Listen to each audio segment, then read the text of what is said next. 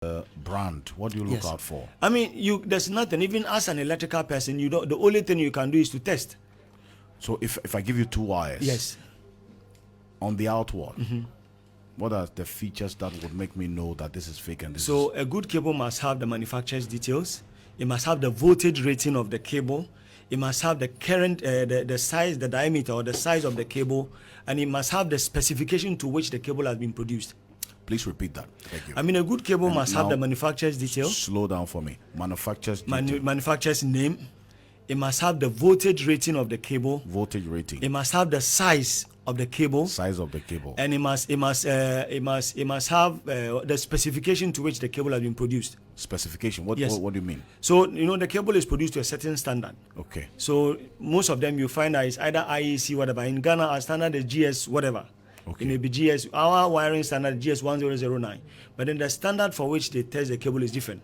So you must have that standard on it. All of this must be on the cable. The cable. Yes, and it's normally at every 1 meter or 2 meter of the cable is stamped. You see the black. You see those information in black ink. And the surest way is buying from the right source. Okay. All the manufacturers have their dealers. So if you buy from an unapproved dealer, then you cannot guarantee you are buying a good quality material. But in some cases, even the approved dealers will give you options, right?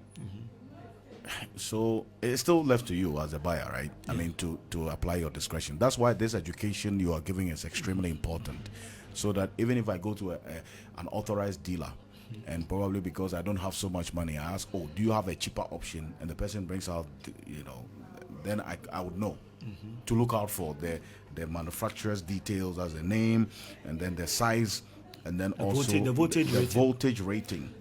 That is how much electricity that wire can take. Yes.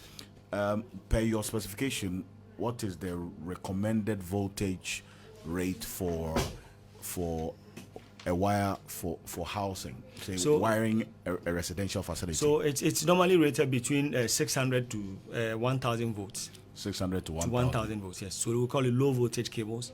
Low voltage cables. They are rated 600 to 1,000 volts. Okay. And so, Alfred,